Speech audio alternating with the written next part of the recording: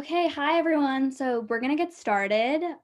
First of all, we just want to say thank you so much for coming out to the debate. Public Forum Academy is really excited to host this event. We put a lot of effort towards it. We're really excited for the debate we're about to put on for you guys. And just kind of a little bit about us, the reason we started PFA was because we went to a lot of other debate camps and we kind of realized that the volume of students at these camps was getting a little bit out of hand. Our mission with this camp is to keep debate classrooms smaller, but to allow quality of the instruction to be higher. This way, we can have oversight. We can constantly be checking in with each other, whether that's through our Facebook group chat where everyone is sending every move that we make as an organization or every development to our curriculum. We just want to make sure that we're keeping each other in check. And also to make this fun. Debate camp's supposed to be fun. We get it. We've all been in your shoes. And we just want to make sure that transitioning towards an online platform makes it fun. That's kind of why we set up this round today. We want to showcase to you guys not only, the incredible talent of some of our instructors here at PFA and serve as a resource to the community, but also just make debate fun and engaging and lively during such a stressful time for a lot of people. So my name is Anika, for those of you who don't know me. I went to Newton South High School and graduated in 2019 and now go to school at WashU. And I'm going to pass it off to Sandeep, who's going to tell you a little bit more about the round. Okay, so this round is going to obviously be a demo debate on the June topic. So we think this will be a pretty good resource for all of you who are going to compete at the Beyond Resolve tournament or NSDA Nationals or any other tournament you might have on this topic. And we also think it's a good resource for anyone just wanting to learn kind of the best ways to go about second half strategy, crossfires, and things like that, because we really hope this can be a resource for more than one topic. A brief note, in terms of our camp and in terms of, I guess, what's been going on, we think that this round, as well as basically everything PFA does, we're not going to try and talk down to other camps and we're not going to try and bash them for anything. But the main goal of PFA is kind of to show everyone what we bring to the table in terms of what we can do using the technology that we've got accustomed to, and also through the debate knowledge that we all have. And we're really excited to share it with you. So on that note, if y'all start like getting out of control on the chat, David and Pranav will probably delete your comments or do something. So just keep it civil. We think all camps are pretty good in their own ways, but we're just going to try and show you through this round and through our continuous advertising and as well as our website and stuff like that, the PFA should be your go-to option for the summer. And we are still accepting signups for our Gamma session, which is July 12th to 25th. So if you're interested, I think the link to our website is in the description. So definitely check it out if you're interested, or if you just want to watch the debate and have a good time, that's all good. So with that said, obviously it's in the description, but I'll just reiterate that Aatreya and Francesca are affirming on the charter schools topic, and Avalon and Kevin are negating, and the pro team will speak first.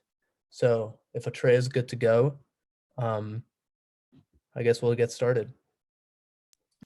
All right, cool.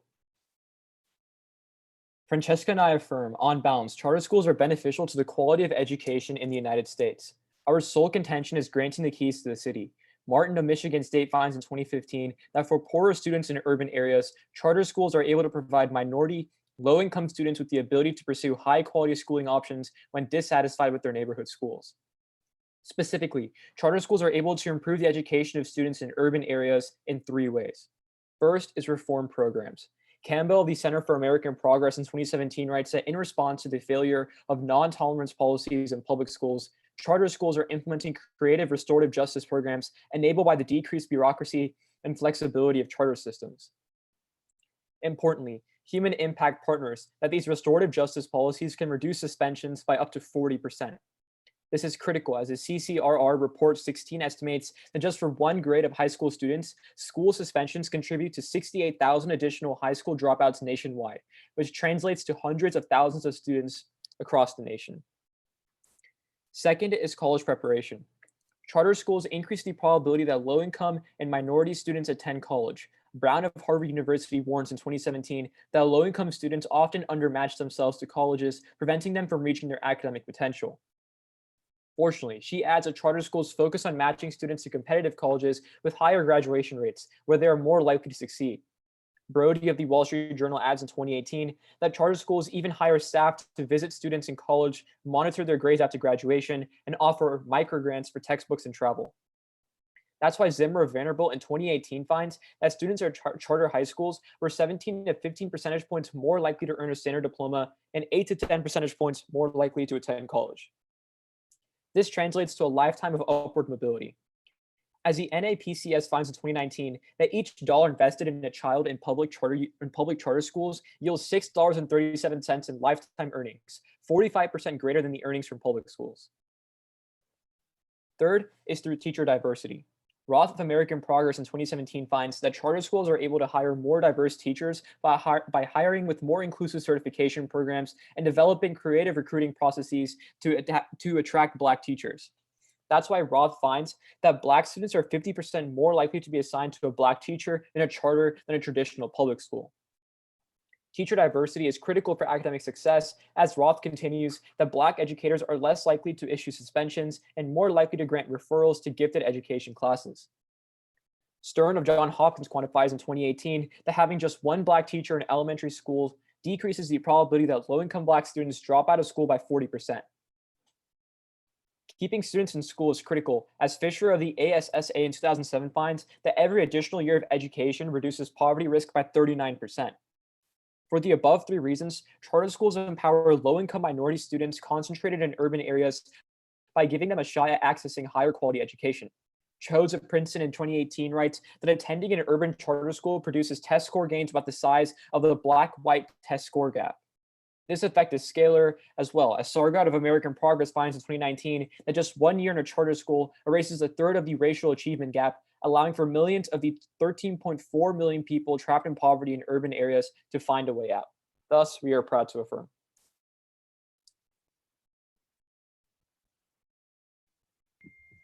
Okay, cool. So, just a few comments on the affirmative case. Looking at their strategy, it seems that they have a pretty good narrative coming out of it, you know, low-income students, urban students, and that's going to help them throughout the round, because I'm assuming Francesca is probably going to do some kind of rebuttal weighing about why you should be prioritizing urban students and low-income students in the debate.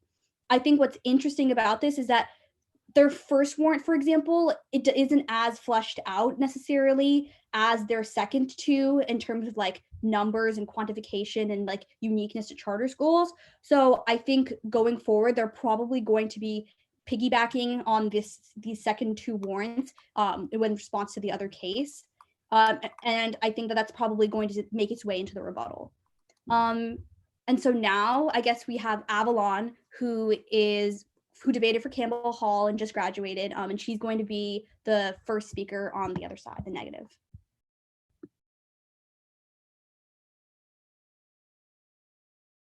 Okay.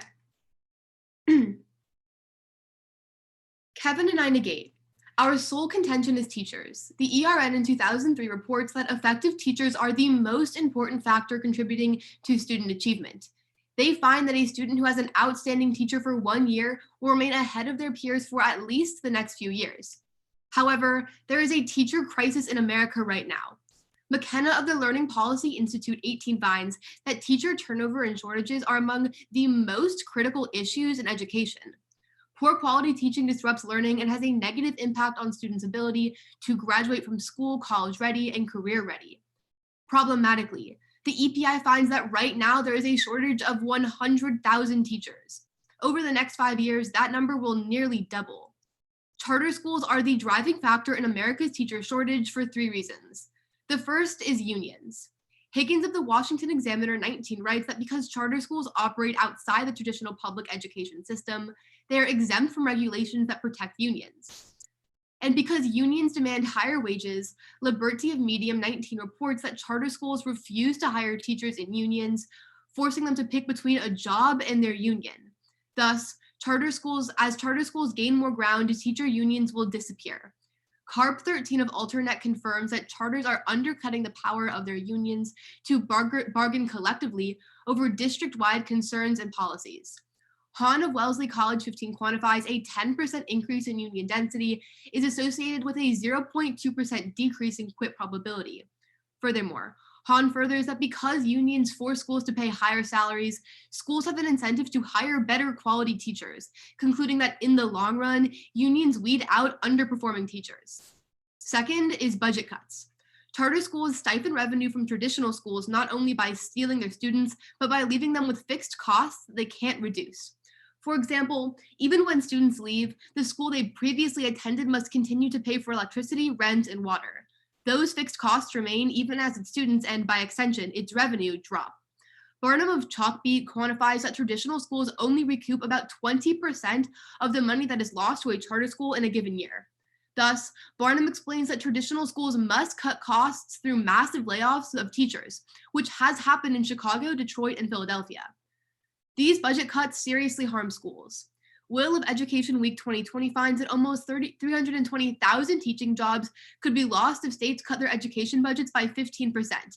That hypothetical cut would mean an 8.4% reduction in the US teaching corps. The NCES 20 reports that 80% of current expenditures for public elementary and secondary schools were salaries and benefits for staff. And Walker 12 concludes a 10% increase in teacher pay would produce a 10% increase in student performance. Third is turnover rates.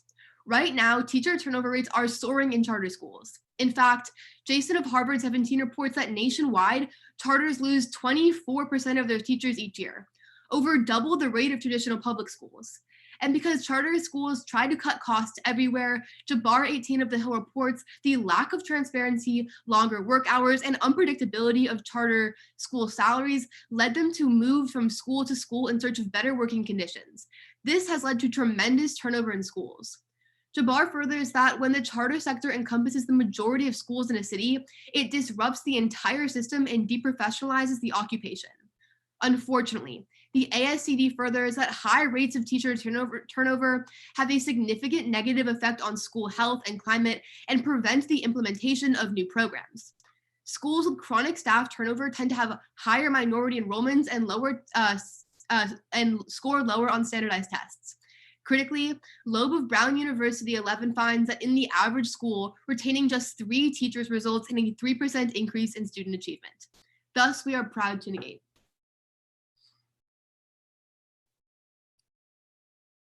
Okay, so just looking down the con case, I think that similar to what Anika said about the pro case, I think the con is also advancing a pretty strong narrative.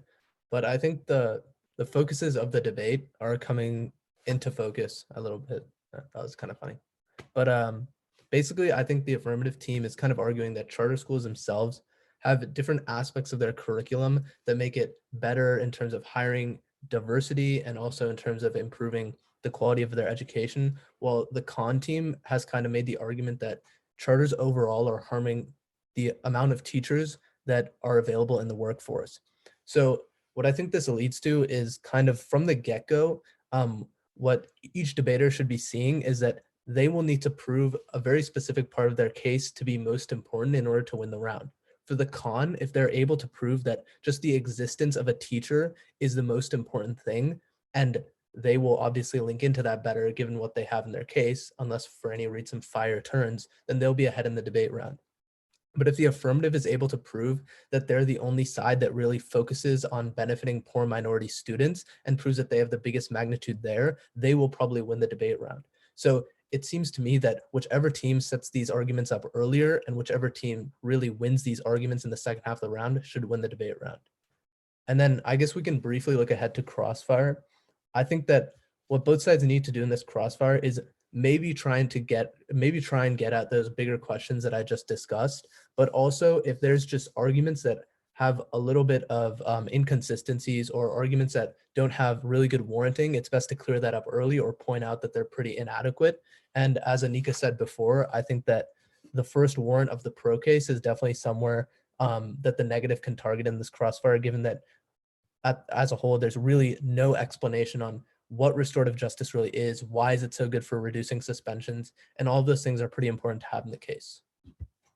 Yeah, kind of similarly, pigging off of what Sandeep said, looking to the affirmative strategy, they can also kind of recognize here that their third warrant on teacher diversity is pretty interactive with the entire negative case, given that it talks about the quality of teacher and what kinds of teachers you have in the classroom versus the presence of a teacher in general. So this would be a great place for Francesca to kind of come up there and do some weighing on, you know, why teacher diversity might matter more than just having a teacher in the first place, or why that might increase education outcomes. And so that's where I think the biggest clash just from the cases is going to be. It'll be interesting to see how they exploit that tension. And I guess with that, we can lead into the first crossfire. Avalon, you good? Yeah. Okay, I'll start now. So on your third warrant, you read this Jabbar evidence. It just says there's a lack of transparency and like other factors. Yeah. Can you explain that more? Yeah. Yeah. So Jabbar tells that because of a lack of transparency, longer hours, and really unpredictable salaries, charter school teachers are much more likely to switch like between schools. So isn't that like the same thing as like what your first warrant saying? Is that the reason as to why they're not joining these schools anymore is because they can't bargain for those things because they're not in unions? No, our first one's just telling you that like charter schools don't hire teachers who are in unions, which means that the power of unions goes down. But our third warrant is telling you that because teachers don't stay in charter schools because they don't have like transparency and like strong income. Can I have a question? Okay, yeah, go on. Okay. So going on to your second warrant, what does like matching better colleges exactly mean? Like why are like charter schools like matching colleges better than traditional schools? It's basically just like if you go to a public school and you don't really have let's say for example you're a first gen student going to college, you don't necessarily know the full extent of the college process, you don't know what colleges are always the best or what programs best for you. That's why you have people like college administrators who are able to guide you through the process at charter schools and help you find the right college for you, where you're most likely to succeed. Public schools have like college counselors too, right? I mean, not all of them. Like, for example, the high school I go to, the only college prep I ever got was a counselor, like basically taking my recommendation letter that we were supposed to write and then sending it to the college. Like, there's a lot of public schools where there's a lack of resources in terms of college prep. Can I take a question now? Yeah. Okay, so at the top, you say that you say there's a teacher shortage right now, and then you kind of just assert that the main driver is specifically charter schools. So, like, do you have any evidence that says that? I mean, like our three links. But like your EPI evidence just like lists a bunch of factors and saying a teacher shortage exists right now, and then you just assert that like charter schools are the sole reason. We say like the driving factor. They're do you have any evidence for that? Because it's a big assertion to make that there's the charter, it's going to double in the next like couple of years specifically because of charter schools. I mean, like within each of our in each of our links at the bottom of unions, we tell you like a 10% increase in unions decreases the quit probability. We tell you that like budget cuts are going to lead to like an 8.5% decrease. Sure. But that's like in specific. That's like in specific scenarios. Like if this did occur, I'm just saying that. Let's say. Right now. Yeah. So I'm saying to what extent is it? So like if you're saying it's going to double over the next couple of years, what part of the double is coming from charter schools, and what part of the doubling is just going to happen anyways, just because there's generally factors in like education that prevents teachers from coming in. I mean, like other than what we're saying, like what's going to lead to like an increase in like teachers leaving? Okay, that's fine. You have a question? Yeah, sure. So what would you say is better, like having like more teacher diversity in only charter schools, or having teacher diversity in charter schools and traditional schools? We can talk about that later, but we would say we would link into both. But that's for any, we'll talk about that. That's fine.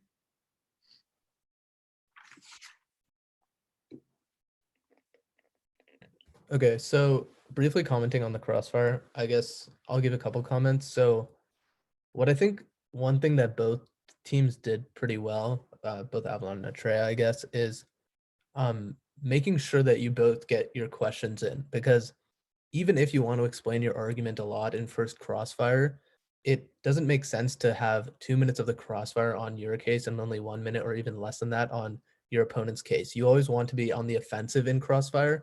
And I think, at least from my perspective, I think there's too much emphasis in crossfire and PF on explaining your own arguments, when if you have written a case, which you spend a lot of time on, those arguments should already be pretty clear.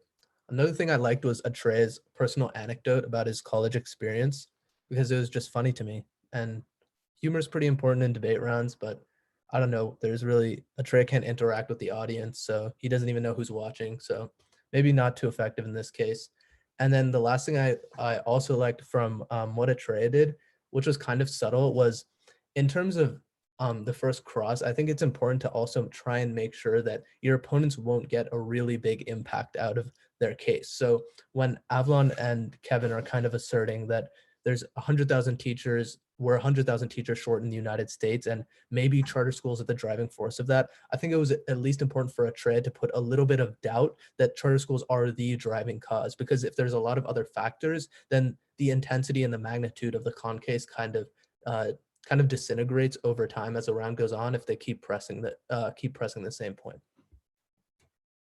Yeah, and then I guess just a final comment on the Crossfire. Another thing that I thought was beneficial is that I think during both of the during Aatreya's questioning, one thing that he did really well was trying to kind of point out a logical like a relationship between their third link and their first link. And I think that what Avalon did really well in that Crossfire is not letting him make that like muddled or blurry. She was pretty distinct in like explaining that they were separate. I think that was advantageous on both sides. And I think that on Aatreya's end, it was advantageous to ask that question because it sets Francesca up for rebuttal, knowing that, okay, is there some kind of way that I can link this first and third warrant? But it was also advantageous for it was also good that Avalon kind of shut that down and made it really evident that there isn't that like blur, and didn't just kind of like let him get away with that, because it made it easier for them going forward to explain their warranting, since it's been explained since first Crossfire.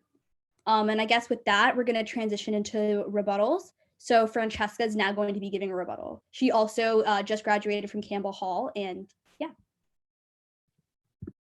Okay, if everyone's ready, my time begins now. One overarching response to their case, Aatreya and I would argue that disadvantaged minority students should be prioritized over their entire case because they're the most disadvantaged, meaning that closing the educational gap outweighs on magnitude. But we help disadvantaged students in 4 ways. The first one is per our McKenna evidence, our impacts are focused on low-income urban areas where their impacts are much more general. But then secondly is on scope, because Ed 19 says that public schools now have to compete with charter schools. And for that reason, they conclude that much more people getting better educations were the only risk of change, whereas public schools permanently stay the same way because of bureaucratic red tape. But the third, we would say that the reason why innovative curriculum is better than quantity of teachers is because the evidence says that just having teachers is not enough to make people feel included in the classroom, which many times they drop out purely because of the reason, because they do not feel like it's inclusive enough. We're the only solvency for that. But then fourth, we say that if students drop out due to the suspensions or dropping out because they don't have role models and they can't even access the teachers or any sort of education, therefore our case serves as a prerequisite. On to their uniqueness, a couple of responses. The first one was looked to what Aatreya said in Cross. Their EPI evidence does not say charters once in it, and the entire thing gives 5 other reasons, like lack of support and recognition. They never tell you to what extent charter schools speed up the process. But then second of all, Mockin 19 finds that there are way more barriers into entering the public school process. For instance, way more standardized degrees and certification. There are 2 implications of this. The first means that more people actually work for charter schools and less than the teacher gap because it's much more inclusive. Then second of all, disadvantaged teachers are less likely to join the field for the cost reason, and therefore there's a 10% greater number of minority teachers in charter schools and public ones.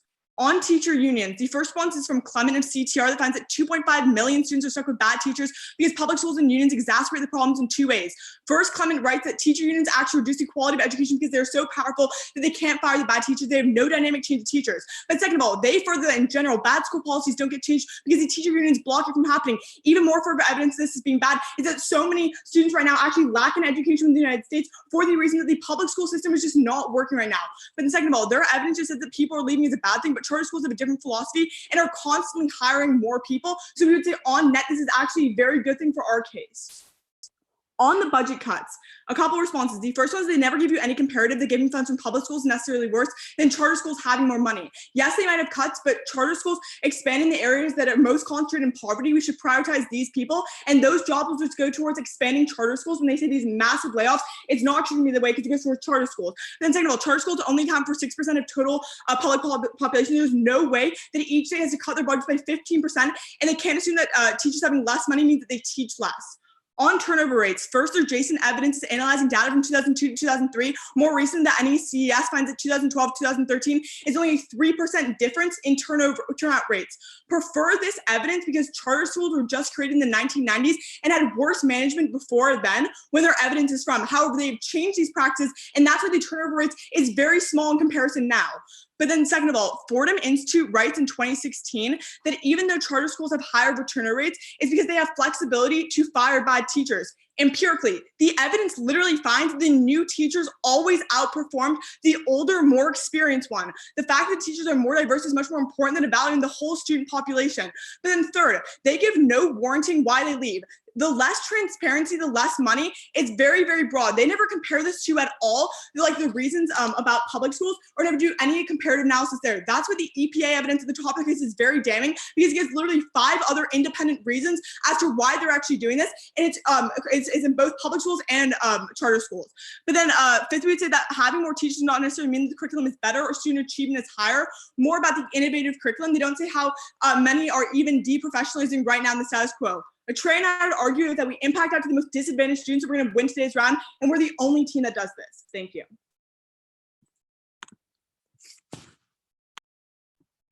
Okay, awesome.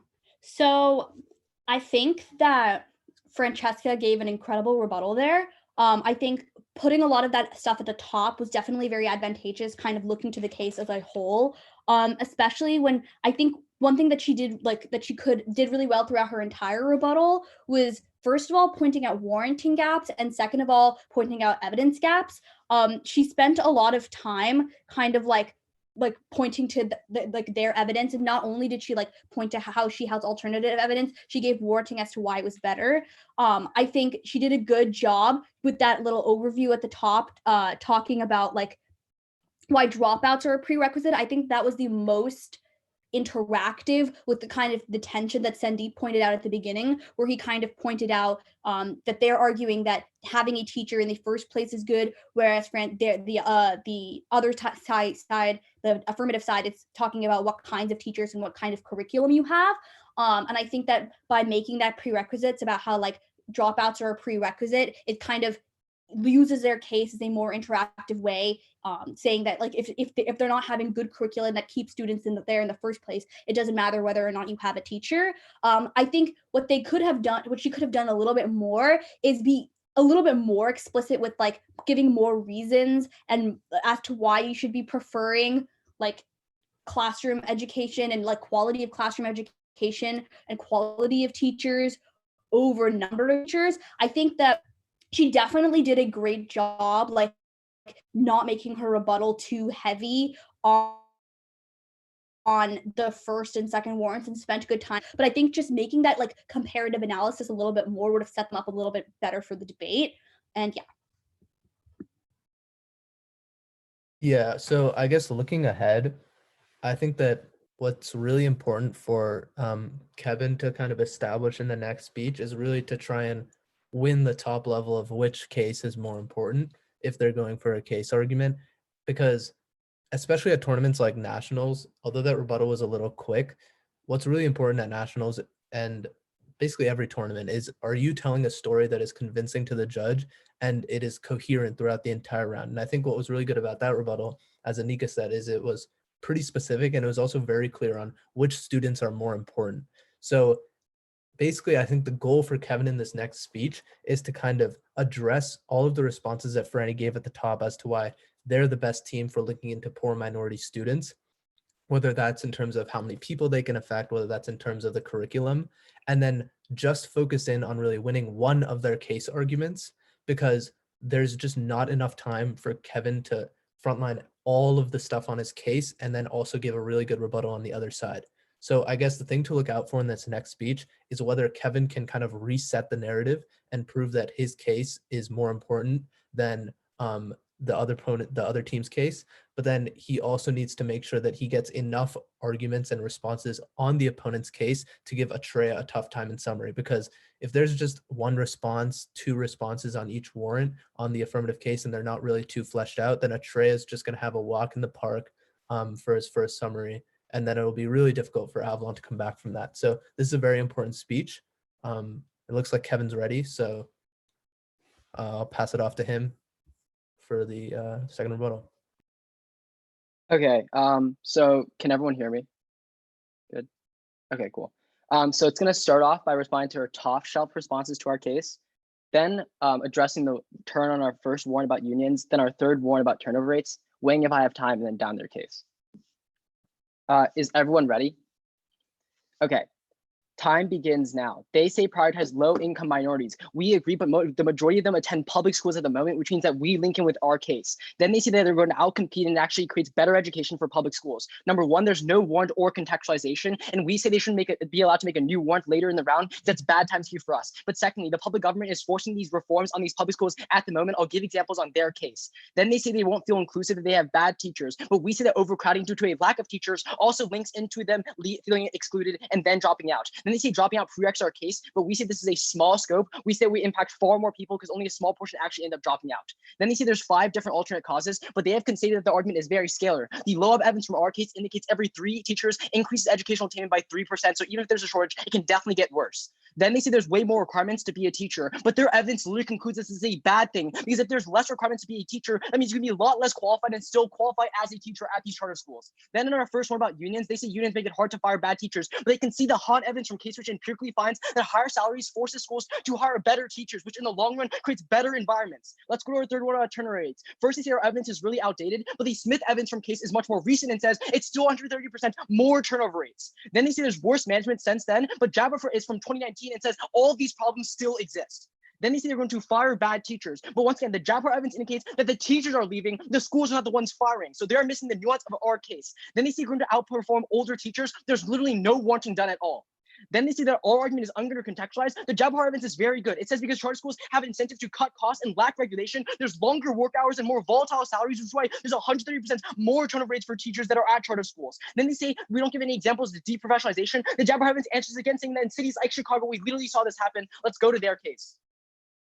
One overarching observation, don't evaluate any of their empirics. Fraser gives 2 warrants. A, it doesn't account for district to district or state to state laws, which means that one charter school doing well is not indicative of a broader trend. But secondly, they don't have set curriculums, which means that each charter has different missions and different educational philosophies. So once again, their empirics are not good. But on their specific argument about charters being good, we see they're actually bad because they end up failing. Wong of Charter Cedar explains that the lack of oversight and mismanagement means that 1 out of every 4 charter schools end up closing. And as these displaced students flood into other schools, it causes overcrowding, which the EPRI explains prevents effective teaching as it creates instructional discipline and evaluation problems. This outweighs their case on scope, because once again, it's the same wing in our case, but secondly, it's also outweighs on time frame, because that means every impact they read about educational attainment is very short term and actually creates long-term problems because displaced students are 2 times more likely to drop out of school. Let's go to the specific warrants. On reform programs, 2 responses. 1, Winters explains that since 2014, these traditional schools have already started shifting, which means their argument is non-unique. But then you turn it because Resga indicates that charter schools expel 12% more special needs students and 4.5% more African students, which is that we link into their argument about helping low-income minorities, but also link into more structurally disadvantaged people getting discriminated as well. On their argument about college prep, 2 responses. 1, Ramberger explains that traditional public schools are already moving towards college preparedness, which makes this argument non-unique. But secondly, college prep doesn't teach you how to, it teaches you how to gain in the college system, but doesn't teach you the skills to succeed, which is why USA Today explains that 75% of charter schools with graduates drop out in college and leave them with massive debt instead. This outweighs on time frame because in the long run, even if you have short-term increase in education, having being grappled with that is far worse. Let's go to their argument about diverse teachers. There's 2 responses. 1, Hansen explains that even if schools actively hire more minority teachers, it will make little to no dent on a diversity gap. Instead, he does the weighing, explaining that solving the root problems, like encouraging minorities to pursue educations in career, would go a lot farther. They make this worse in 2 ways. 1, our case. Our ASSV evidence indicates you deprofessionalize the entire teacher industry, which discourages minority teachers from ever joining. But secondly, Jabber explains that because charter schools have zero oversight, they offer teacher salaries based on race, gender, and other factors, which leads to more inequity and discourages minorities from pursuing the education overall. Then we'd say that you can actually turn the argument once more, because Mankin explains that once again, charter schools can hire teachers with less than 5 weeks of experience versus in public schools, you need 5 years of experience, and he concludes that this results in far better overall outcomes. And on their impact about poverty, it's not even topical because the resolution is about education.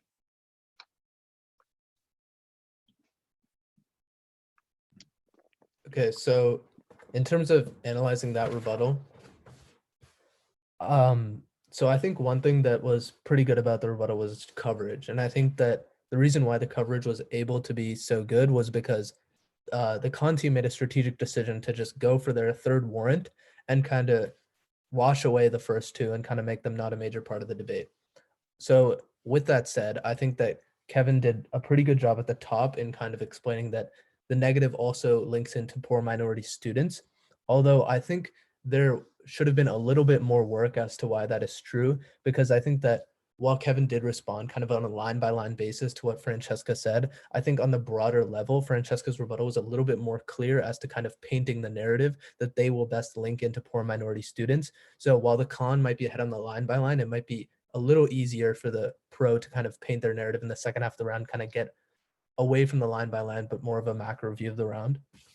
And then I think on the pro case, I think that Kevin did a good job here in terms of prioritizing quality of responses over the quantity of responses. So instead of reading, I don't know, like 4 responses to each warrant, Kevin really focused on putting in 1 or 2 and really implicating them and weighing them as to why they're more important than the pro case. And I think this strategy was very effective because when Aatreya has to go and frontline all of these responses in summary, he can't just be like, oh, this response wasn't explained well. He can't say, oh, this response didn't have a warrant. He really has to fully interact with what Kevin said in order to garner offense off of his case. Yeah, and I guess looking to Aatreya's summary strategy, I think he should probably be focusing on that 3rd warrant about teacher diversity, largely because, first of all, that's the one that Kevin seems to cover the most. There seem to be good turns on there that have been pretty implicated and he can get away with later in the round, but also because it'll help them paint this narrative a lot more clearly, given that it's the most directly interactive with the negative case. And so I think going forward, Aatreya should probably start like his summary on this warrant, and what Francesca should be doing during the second cross-ax is kind of trying to take away and pinpoint some of the turns on this 3rd warrant and getting rid of them, just so that it makes Aatreya's frontlining job a little bit easier, kind of what Sandeep was saying, making it easier for Francesca to extend this narrative and not spend as much time frontlining turns that are probably not going to be extended, but could be damning if they don't address them right now. And I think if Francesca does a good job right now, like pinpointing the holes in some of these turns, it's going to make Aatreya's job about extending this narrative, making it very clear, and talking about why it's very this teacher diversity point is interactive, but it's more important than having teachers in general in the first place. With their case, it's probably going to be an easier summary for them. And I guess with that, Cindy, something to say? Yeah, I was just going to add on to what you just said. I think what Anika said there is really important because I think in a lot of rounds, people just kind of throw away Crossfire as kind of not really mattering. But even if the judge isn't flowing cross, like they're still somewhat paying attention. Like even if the judge is kind of on Facebook, they're still somewhat paying attention. So I think that what Anika said was really important is that the more doubt Francesca is able to cast on these turns and big responses on their case, the more willing a judge will be to buy the responses that Aatreya puts on the case. So I think what Anika said there was super, super important. And yeah, I guess with that, we can move on to second cross and kind of see whether Anika's prediction came true. But Franny's not supposed to be listening to us, but we'll see what happens.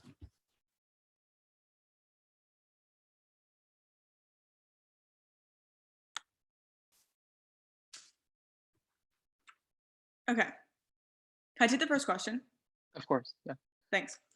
Okay, so you say in response to our first warrant that special education kids are getting expelled at a much higher rate, right? Yeah, 12% higher. So when's your evidence from? Like, when is it like analyzing? It was 2016 to 2017. Okay, sure. So if we explain to you that charter schools now are on the trend of changing their policies, like for instance, they used to follow what public schools did before in terms of like zero tolerance policies, wouldn't you agree that charter schools have the only risk of ever changing some sort of programs?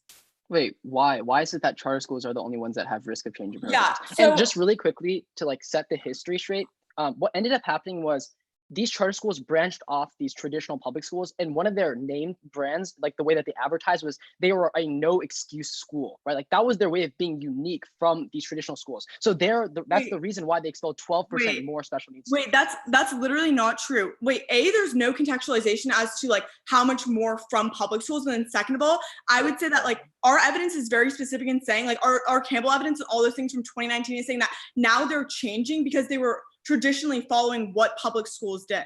Yeah, let's talk about your evidence. So your Campbell evidence literally talks about 4 different charter schools. How is that indicative of a broader trend? Yeah, so our Campbell evidence, but alongside the human impact partners and the other evidence that we say in case, is talking about in general, the trend is changing for charter schools. Can I take a question though? Yeah, sure. Okay, so we respond by the NECS evidence at the bottom of your third warrant about the 3%. Then you say you have more recent evidence. What Yeah. study is your more recent evidence actually looking towards? What do you mean? The Like, Vanderbilt, what- when is they're it- two different pieces of evidence, because the No, no, Jason evidence says that they're double the rate, and then the Vanderbilt evidence says it's 130% more, and it's analyzing from 2014 to 2015. No, It's a I'm different time saying that period. in terms of, you say like the 24% more, I found the original study, which is from the NECES. Your article is written in 2017. I agree with you there. However, it is citing a study from 2002 to 2003. No. We read two pieces of link evidence. The first one is the Jason evidence, which you indict, right? You say this evidence is from 2002 to 2003, which is fine. But the Smith Vanderbilt evidence, which is dropped, says that there's 130% higher turnover rates for these charter schools because of the warrants that we give from JABHAR. And this is looking at 2014 and 2015. Okay, sure. You And can so, ask, yeah, Trey can go over that. You can ask a question. Okay, cool. Let's talk about this argument about the reform programs once again. So Sure. what changes have charter schools made in order to like decrease the amount of special ed students being expelled? I'm not exactly sure in terms of that point, but Aatreya is going to bring up other forms of evidence that in terms of public schools, because they're so focused on zero tolerance policies and other much more like extreme policies that don't actually like help kids who could be feeling disadvantaged in the classroom, we would contend that actually public schools actually expel more kids and they feel more excluded. So can I take a Right, but question? I feel like the internal warranting is missing, right? The internal warrant is that charter schools want to cut costs everywhere. So they understand that they need to divert more resources for these special needs students, which is why they're expelled at a higher percentage. Wait, right? So even if that's true, it's not interacting with the internal warrant. Sure. Anyways, that's time. Okay. That's time. Okay, awesome. So kind of looking to that cross and analyzing what happened, it seemed that Francesca did try to get some out and cross-X, which is exactly what we said she should do. So that was great. It wasn't like fully effective. There were still some turns. First of all, like what Kevin did was he didn't allow her to kind of just wipe something off the flow in cross-X, which often happens when somebody's kind of pushing on a turn. And so to Kevin's advantage, it doesn't seem like some of these turns are fully like wiped off the flow, which means that Aatreya probably still has to address them and give a pretty adequate response in his summary. Then it kind of bogged down to a bit of an evidence debate. I think that there are pros and cons to this strategy. I think when it comes to like a very critical piece of case evidence, sometimes it's like it might be advantageous to like make like from a perceptual perspective to just kind of like make somebody look worse perceptually by just like obviously stating that you have better evidence. But in terms of this particular round, like there is a lot of ink on the flow. And I think that doing an evidence comparison is something that you can do pretty clearly within a speech. And if they don't respond to it or don't have a good response to it, ultimately the judge is going to call them out for that. And I think that given that there was so much ink on the flow, so many turns to address, so much conceptual stuff, it might not have been the most strategic decision to get into kind of an evidence debate, because ultimately that's something you can easily call out in a speech. You can just ask the judge to call for at the end and make it clear. So as maybe as the judge at nationals, when you're at a debate with fewer turns and not as technical, pointing out evidence and trying to make fun of someone else's evidence in cross-X is a perceptually strategic decision. But I think when in a round like this, it's probably better to just be trying to wipe arguments themselves completely off the flow. Yeah, and then I guess looking ahead to Aatreya summary and the rest of the round. So this is kind of the spot where like a lot of debaters like want to see the most improvement, and they want to be able to make the decisions in the second half of the round that win them the round and obviously lose their opponents the round. So I think the best way to organize the second half of the round, and just what you should be looking for, what Aatreya should be looking for, is what is the easiest way for you to win the round. So there's no reason to get complicated in the second half of the round, because it's very difficult for judges to be able to catch every single turn you read or every piece of weighing you read. So it's best to just decrease the amount of arguments you are going for and then up your explanation and defense of those arguments. So from Aatreya's perspective, what I think he needs to do in this speech is really just win one of the links of his case and make sure the other team doesn't have any turns. So when he wins that one argument off of his case, the next step for him is just to prove why that argument is the most important in the round. And I think a lot of that can come down to what Francesca already said about how they're the best team for affecting poor minority students.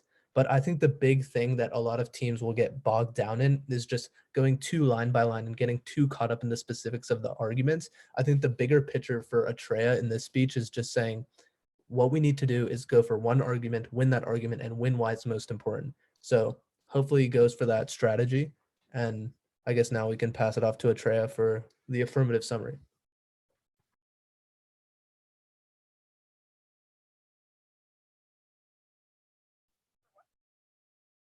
Okay, wait, let me get a timer up. So.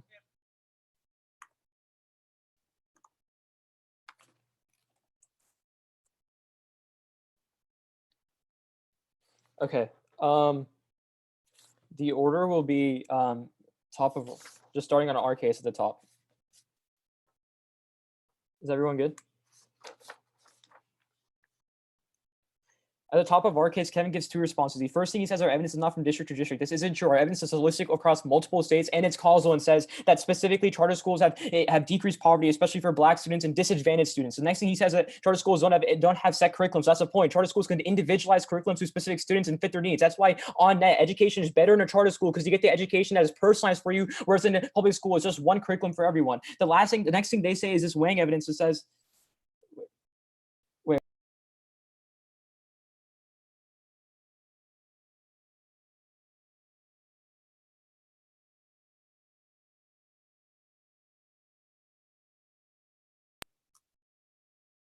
was that muted? You muted yourself, Aatreya. Oh, my bad. Oh, wait, let me restart. All right, buddy. Okay. Great job, Aatreya. Wait, just check my text for 1 second. So this is called stealing prep. This is called stealing prep, everyone. Okay. Is everyone good? Okay. So at the top of Kevin, on our case, Kevin says our evidence is not district to district. Our evidence is causal over multiple states. It says very specifically that charter schools are good at decreasing poverty for my disadvantaged students and Black students. Next thing he says that evidence is say that our charter schools don't have set curriculums, but that's the point. Charter schools can individualize curriculum to specific students, which is why on-net education is better within charter schools, because you get the education you need, not just one curriculum that fits everyone. The next turn he says is weighing evidence. It says that there's a lack of oversight. It causes them to close down. The problem is the NPR evidence is better than their evidence. It says that new charter schools are 36% better with handling money, which is why only 1% of charter schools closed down last year. On our first warn, he return says special education students are getting expelled to higher rates. Either the problem exists right now. The Cedar Journal evidence finds that over time, special education students are getting more rights within schools, and the reasoning is simple. It's because charter schools are innovative. They can change their curriculums over time, not just say set in stone like public schools do, because it's a way for the state legislation, which is even if the problem exists right now, we solve back in the long term. On our second link of college preparation, we use a turn that says college preparation is bad. He also non-uniques the turn by saying that college preparation is also expanding in public schools. Then on our third link of teacher diversification, we tell you from the Roth evidence that charter schools are way more inclusive in terms of hiring because they don't have the same regulations and strict standards, which is why you're 50% more likely to get the same race teacher when you're in a charter school, which is good because these students see them as role models, and it decreases the risk of poverty and also decreases the risk they drop out because they feel more included in the environment. They give a couple responses. The first is Hansen evidence. It says the first thing he says is just adding more teachers doesn't make a dent in the problem. Yes, it does. Our evidence is scalar. It says that every single additional teacher reduces the risk of dropout by 40%. So even if we added 5 more teachers, it's still an on-net good thing. The next thing he says is that we deprofessionalize the system. So overall, these disadvantaged and minority teachers leave the system. The problem is he doesn't prove that public schools are actually hiring these disadvantaged teachers and minority teachers right now. The reasons why that's crucial is because the Roth evidence is very specific in saying that charter schools are the ones who are comparatively hiring them at higher rates right now. So even if they deprofessionalize the system, they don't prove how many disadvantaged teachers and minority teachers leave the system in the first place. The next thing he says is that charter schools do a lot of sketchy stuff with disadvantaged teachers and minority teachers, which causes them to get kicked out of the system. The problem is they drop the evidence that Francesca reads at the top of their case, which is very specific in saying the 7-9 evidence that says that charter schools have 10% more minority teachers than public schools. And the reasoning is simple. It's because charter schools don't have the strict and expensive process of getting a teacher degree, which excludes many people from the workforce in the first place. Again, the comparative evidence is very simple. Charter schools have more minority and disadvantaged teachers. The last thing he says is that teachers don't have a lot of experience, but that's the point. Charter schools hire new teachers with newer experience, which creates innovative curriculums. Furthermore, the fact that they're diverse, they're disadvantaged and come from minorities also means that they're able to create an inclusive space, which again, our evidence indicates is good for reducing poverty. On their case, on the wing. we tell you at the very top that we should both agree that we should help disadvantaged students. He says that there's more disadvantaged students within public schools. The problem is he doesn't prove what teachers are leading the classroom in the first place. On strength of link, we're always better than just saying there's a bigger amount of people are affecting, because we tell you directly that we're helping these students by hiring these teachers in the first place. And the Roth evidence says that charter schools are the only ones doing that. Then we tell you that the problem is non-unique because there's a bunch of other factors. He says his argument is scalar, but even if it is scalar, he doesn't prove the fact that if we remove charter schools in the first place, the other 5 reasons won't just stop teachers from getting into the first place. The fact he doesn't prove that means his argument is essentially non-unique.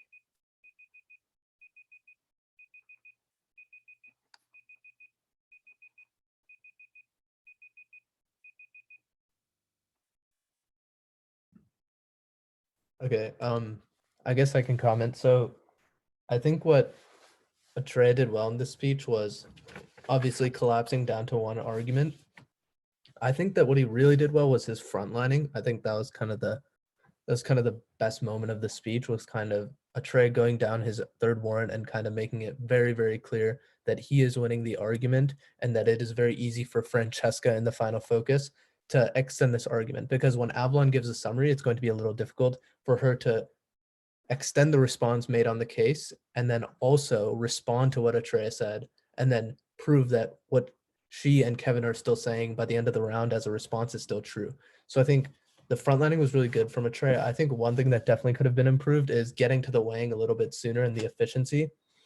There's a little bit of repetition in Atreya's speech in terms of explaining things like more than once unnecessarily, but I think overall it's pretty efficient. I think Kevin's rebuttal was very good in forcing Aatreya to kind of pick his spots, and one spot that was a little undercovered was the weighing debate. And so I think that the best way forward for the con, from my perspective, is kind of just winning the weighing debate and then kind of doing the same thing Aatreya did and really winning one argument, because it seems to me the con may be a little bit ahead on their conception of the weighing debate at this point, but obviously that's subject to change.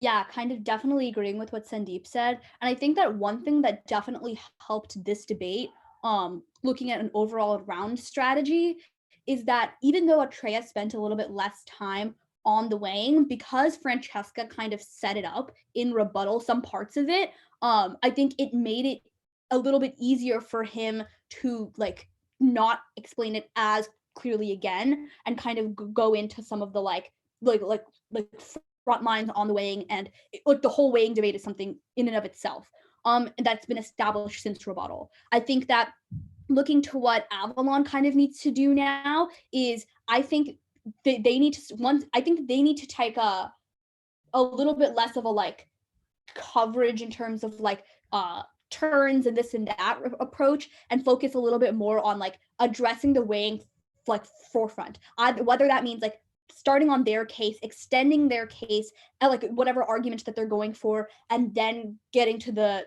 using their weighing as a way to like respond to their case, to the affirmative case, or whether that just means starting on the weighing in the first place and then getting into their argument. But if they can really solidify their weighing like from the start and then get their argument extended, I think it's going to be a lot clearer for Avalon to do. So I think that whatever strategy she takes, she definitely should not be prioritizing extending offense or like additional offense or small nitty-gritty responses on the affirmative case. I think she should really be focusing on framing the debate and extending her argument to win this debate, because it seems like the affirmative team has a pretty good hold on their offense at this point, and it's just going to come down to like whose offense is comparatively better.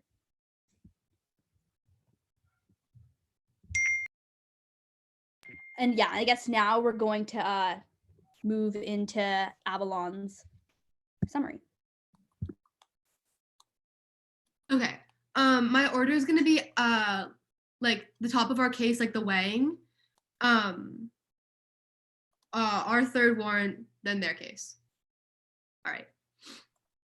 Everyone good? Cool.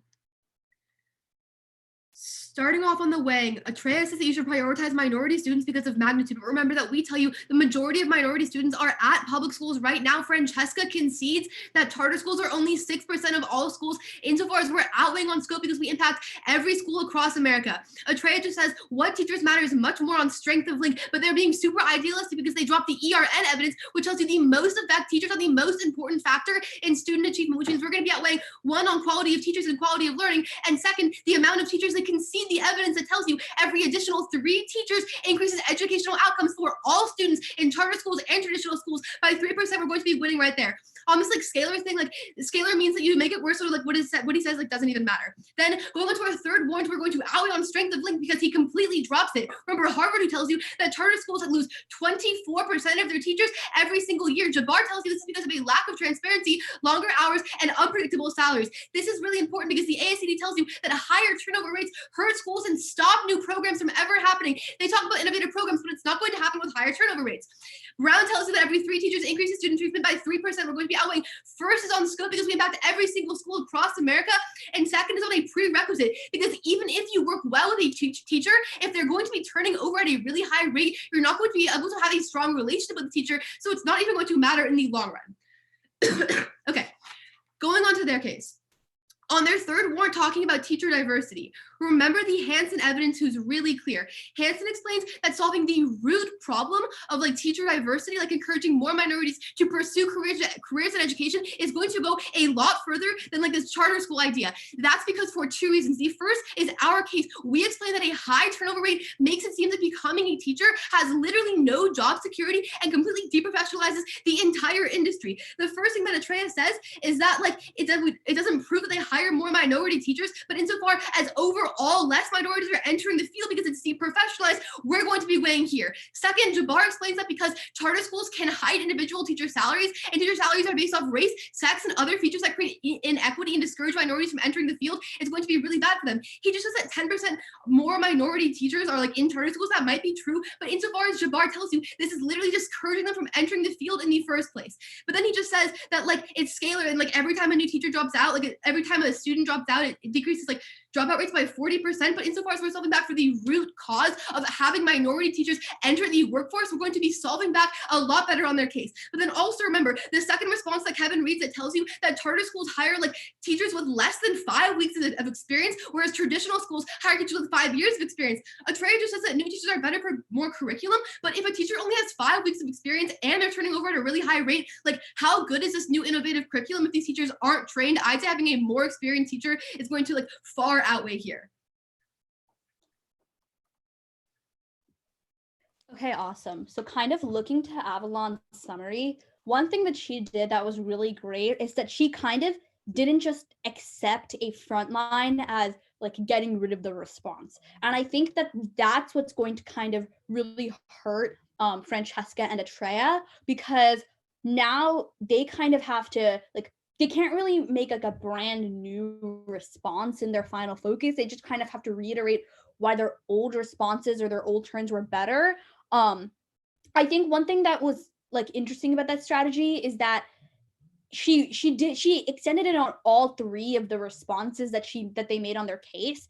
And I think that doing that meant that these turns and these responses were less implicated and weighed. I think she could have spent a little bit more time doing the weighing on her third warrant in their case and spending a little bit more time weighing like one of the turns that they made on the teacher diversity point, rather than just kind of extending all of them and front lines, because like she gave good responses to all of them, but I think overall, like while she gave good responses, they weren't, I'm not really sure how much offense they're going to generate for her. I think maybe her strategy here was less so to generate offense and more so to create doubt on their offense, which was like using it maybe as a way of defense. But I think overall it could have been like, even though this was a good job done, I think she could have spent more time doing the weighing on her case for her point against this teacher diversity point in general. Yeah, and then I think looking forward to Grand Cross, I think that the goal of Grand Cross is to kind of play catch up if you're behind an argument, and kind of make sure that the other team doesn't play catch up if you're ahead on one of your arguments. So I think here the goal for the affirmative team is to definitely try and get back on the weighing debate, try and push back on, I guess, some of the weighing mechanisms that Avalon gave in summary in terms of prerequisite, and at least try and get ahead of making sure their argument is the most important thing in the round. And then I think the goal for the negative in the Grand Crossfire is to just make sure that, I think they should, one, make sure to keep the debate in Grand Crossfire focused around the affirmative side, because the con side is extraordinarily clear at this point in the debate round. There's no real defensive response on the warrant at all, but there is a little bit of a mess on the pros third warrant. So I think if the con can just make it clear that their arguments are basically unresponded to in the whole second half of the round, but there's still a lot of doubt on the AF case, and make that clear in Grand Crossfire, it goes a long way perceptually, and just by making sure that the judge knows that by the time Final Focus comes around, I know Kevin will prove that the pro case has a lot of responses on it. So I'm more likely to vote for Kevin and Avalon. So I think there's still really good opportunities for both teams to win the round, but I think that both teams really need to utilize Grand Crossfire well. And if the pro team can utilize it way better than the con or vice versa, I think whichever team does it better will have a pretty good shot of entrenching their position in the round, whether they're ahead or behind. So we're going to move on to Grand Crossfire, and we'll see what the four debaters do. So if everyone's ready, you all can take it away. All right. Everyone good? All right, cool. So you guys say, Avalon, like you said that against so you said like there's a bunch of inequalities, like they like hire based off like sex and like race and gender, like that's like discriminatory, right? Yeah. So where do you prove that these don't exist within public schools as well?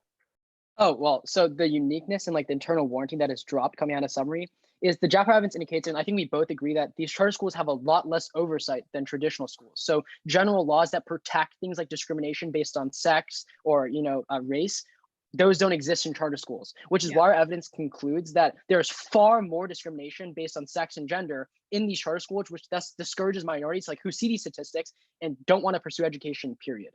Do you have a question? You can take one if you want. Avalon, do you have a question? Yeah, okay. So why would you think that like a teacher with 5 weeks of experience is going to be like better than a teacher with 5 years? Sure. So, yeah. So basically what Aatreya says in summary, which is very critical, which he didn't really frontline, he explains that specifically because they're constantly hiring new teachers, they're getting more innovative curriculums every single time because the new set of perspectives. Yeah, but that new teacher only has 5 weeks of teaching experience. So like how good are they going to be in the classroom with teachers? So like teaching experience is different than how to be a teacher, right? Like for example, if I go into a job and say like I have 5 weeks in this job, it's not like I didn't do any preparation to get the job in the first place, right? I don't think it's fair to just say that like they're only 5 weeks experience, so they don't know how to teach people. But also our argument, like really quickly, our argument is just a lot more than just they teach them a curriculum or teach them in a certain way. It's just about feeling included in the environment and having the incentive to stay in school longer. Yeah. Okay. So let's address these one by one.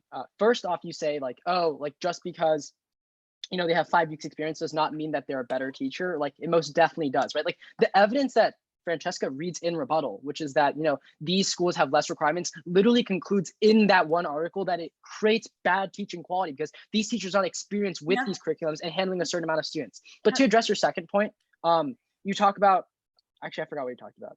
Okay, never mind. We can move on. Wait, I talked about oh wait, yeah, I forgot to. No. Tell me what you said. It was back in feeling. Oh yeah. Okay, cool.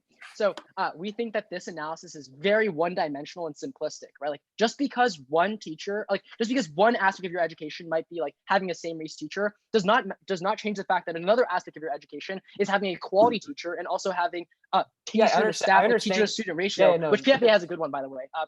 Like that thing.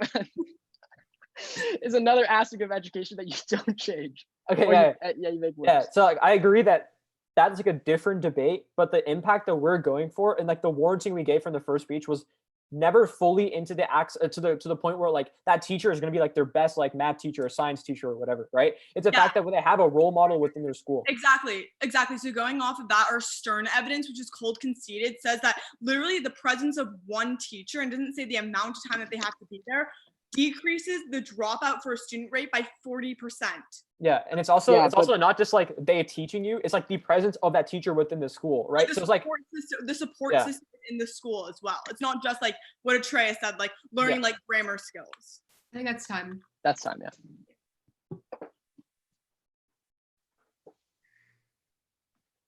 Yeah. So in terms of Grand Crossfire, I think it was okay. I don't think any team really got an advantage out of it. I think that Aatreya and Franny were obviously playing a little bit on the defensive here, and I think that Avalon did ask a good question in terms of like, let's make it clear, like, how are we gonna allow people to teach who have 5 weeks of experience? And then it kind of comes into a battle of whether experience is more important or curriculum is more important. But I think the bigger picture here is that this debate is happening on the affirmative side of the case, and it clearly casts doubt on the affirmative's ability to win their argument. So I think that's a bigger picture to take away. It really shouldn't be in Grand Crossfire, like you thinking about like, oh, like, am I super, super clear on like winning this argument and like weighing my link turn against their case? It should be more like, I am putting enough doubt on their case and I'm making sure my case is clear so that in the final focus speeches, whether it's Francesca or Kevin, it's very easy to just win your case and the judge knows what your case argument is. I think this goes back to what I said earlier, and also what Anika has been saying throughout is like, a lot of people just think that Grand Cross doesn't matter. A lot of people just think crossfires don't matter in general. But even when judges aren't paying attention, they usually are paying some attention. Even if I'm on my phone, which I'm like, sometimes if I'm like really tired, like if they put me in for all the rounds, like Yale, then maybe I'll like actually be on my phone. But for the most part, I'm paying some attention to what's going on. And if you're making your argument very clear in every single crossfire, it goes a long way in helping you win the round. Yeah, completely agreed with what Sandeep said. And I think that like for going off of like Avalon's summary decision to like pretty strategically put a lot of doubt on the affirmative case, as well as that crossfire that kind of like solidified that, I think that the affirmative team kind of has a lot to get through now, because in terms of like the actual warrant, there isn't really much ink left on the negative case, but there's a lot of ink left on the affirmative case. And even though they may not have gotten to a lot of the weighing in Avalon's summary, I think Avalon and Kevin did a really good job in final focus, honestly using it as an opportunity for weighing, using it as an opportunity to weigh this idea of like having more experience working in a school. And I think that was a really strategic decision on their end. And so I think that now Francesca is going to have to think of a good weighing mechanism against that, and their offense is like a little bit more cloudy. I think that they definitely have the potential to come out of this if they really just focus on like not getting too bogged down in the other two responses, because they're like they should still address them and respond to them, but ultimately there wasn't as much weighing done on those as this entire grand cross-ex that was spent on type of whether or not having more experience as a teacher is a good thing, and that's the turn I think they should focus their frontlining on and ultimately frame and like their time on. But that doesn't mean they should neglect the other turns. They just have to make sure that they're really case heavy this speech. It has to be really, really like focused on their point, weighing their point, and making sure there's no doubt on their point anymore. And like defense on the other case is definitely secondary. And I guess with that, I will hand it off to Francesca for her final focus. Okay. If everybody's I'm gonna be going our third warrant, weighing, and then to their like uniqueness. Is everybody ready? Cool. Time begins now. Go to our third warrant when we talk about diversity in terms of teachers. What we explained to you from Roth is it's the most include certification for this. They respond in a couple ways. The first way that they say is that there's more inequality in the actually deep professionals. There's two responses here. Roth says that public schools are not hiring right now the more minority teachers. And second of all, we say it's scalar because Stern specifically says that every one presence of teacher decreases the chance that you drop out by specifically 40%.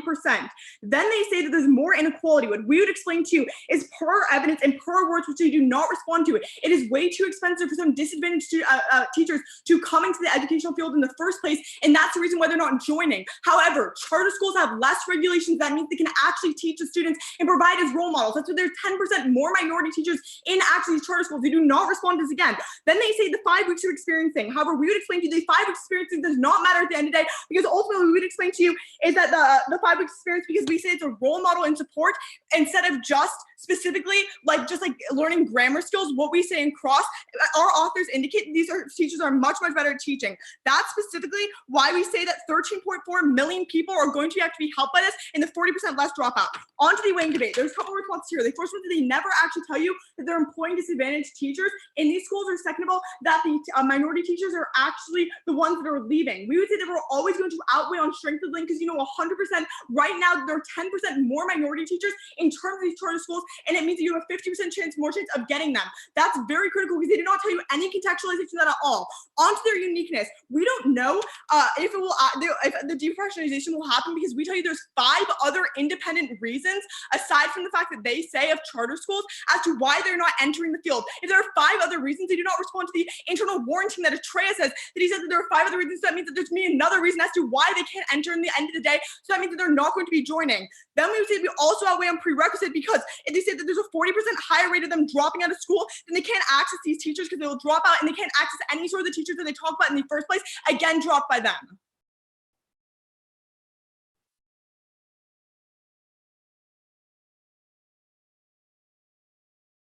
Okay, so I think what was good about that speech is it was very specific in terms of Francesca said, I'm going to go for my third warrant, and then I'm just going to win the weighing debate, and hopefully that puts me ahead.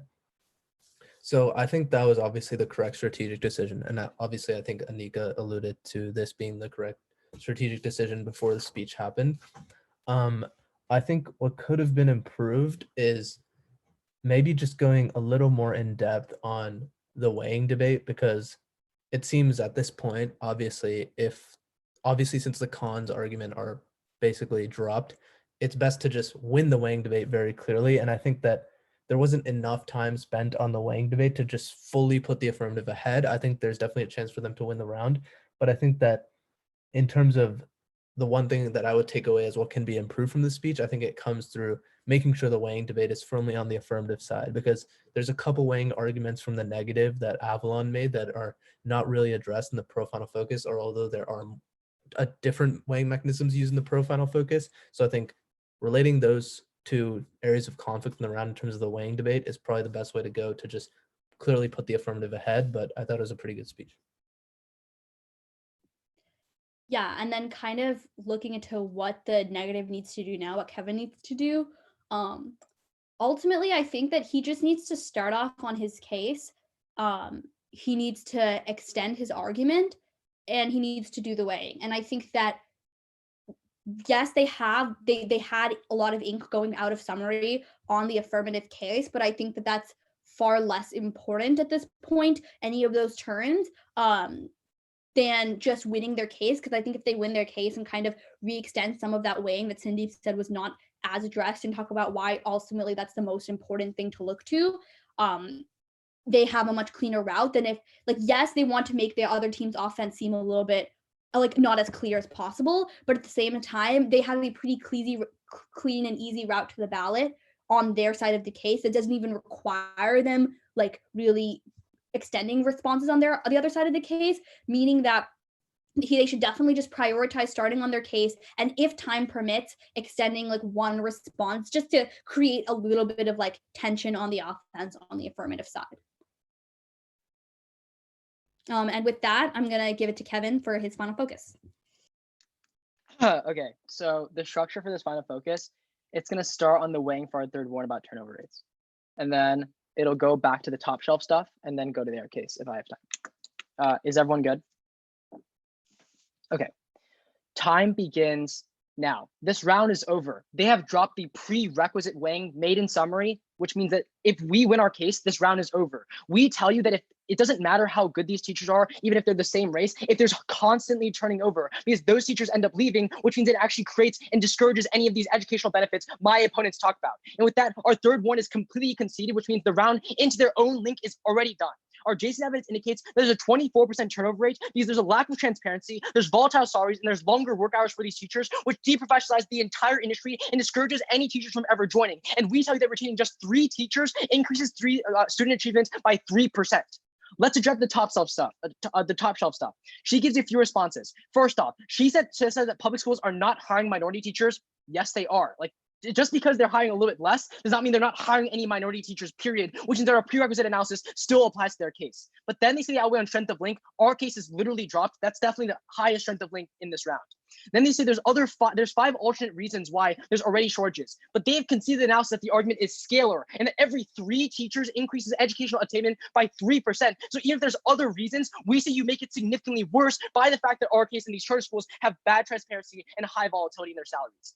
Then they say they're going to outweigh on a prerequisite because these students drop out. 1, this is not extended in summary, so you don't evaluate it. But 2, they also drop the front line, which is that we're still outweighing on scope because only a small portion of students end up dropping, which means the round is really over. You don't even have to listen to the rest of my final focus. But let's go to their case anyways. So the Hansen analysis is really clean. He gives you the weighing. He says that even if you increase minority hires in the short term, by discouraging these minorities, remember entering the education field period, you decrease and you increase the diversity gap significantly more, which makes the problem infinitely worse. The way we link in is through our second warrant about how charter schools have zero oversight and they offer teachers based on gender and sex, which creates more inequity and discourages minorities from ever joining. They give you one response. They say it's too expensive. First off, this is new implications, so you don't buy it. But secondly, any minority can still get experience like any other teacher and then still stay in the field. The point is when they see that there's such inequity, they don't want to join the field, period, which makes the diversity gap far, far worse in the long run.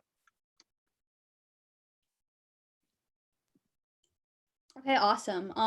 I think what Kevin did very strategically in that final focus was just kind of start off on the unresponded weighing, just kind of pointing that out there and then using that as a way to frame his final focus. And I think in doing that, he did a good job at like extending his case and like talking about that using that weighing as a clean way to win the ballot. Ultimately, on the affirmative case, he extended one of the turns, and I think that like I don't know if it necessarily serves as like a super strategic turn or like anything that's going to like completely give them a reason to vote for you on the affirmative case or completely get rid of the affirmative argument. But overall, I think it does somewhat of a job of muddling the affirmative offense, which is kind of what I'm assuming they were trying to get to through that strategy. Yeah, so I think in terms of looking at the round as a whole, I think it's a few things come out of it on kind of a macro level as to what makes for the most efficient rounds and most effective round strategies. So I think one thing that we discussed about throughout this round was effective use of the crossfire in terms of regardless of how much the judges are paying attention. I don't float crossfires, but obviously like I'm watching, I'm seeing what's going on. It seemed that both teams were making a pretty good effort to try and put their arguments ahead, even in those crossfires. And that's important. Even if you think it's marginally important, it's still 9 minutes of the round, which is a significant portion.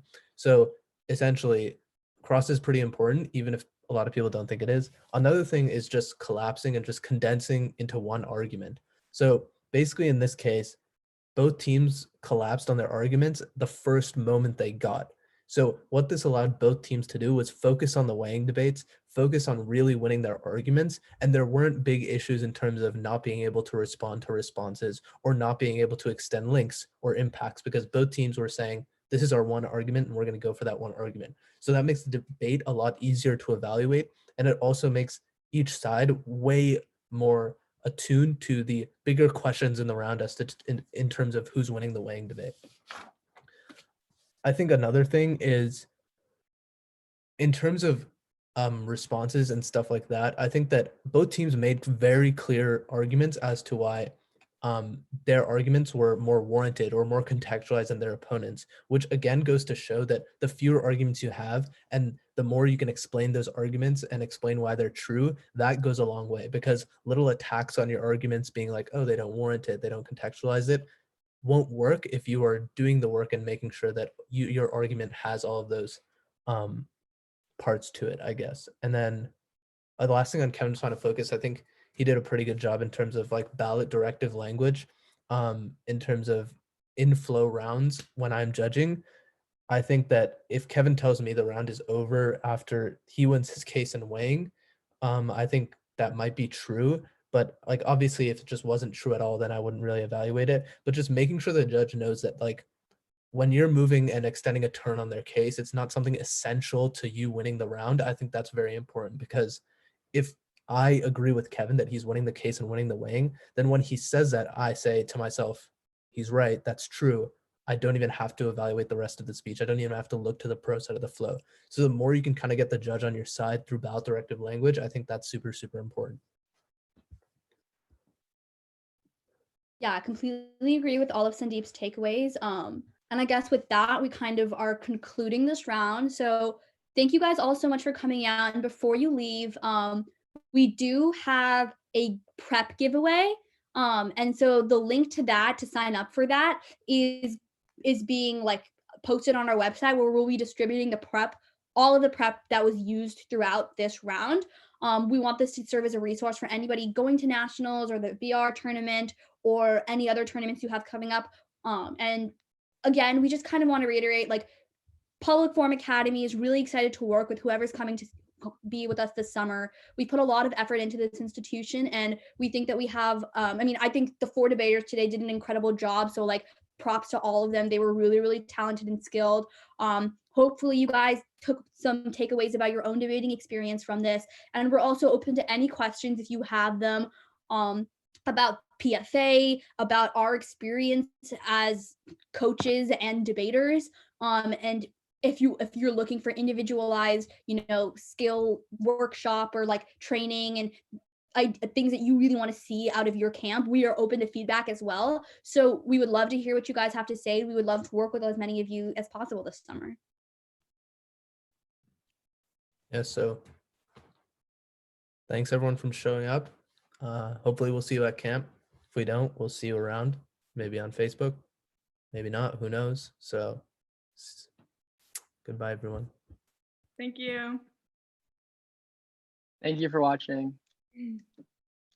Peace out.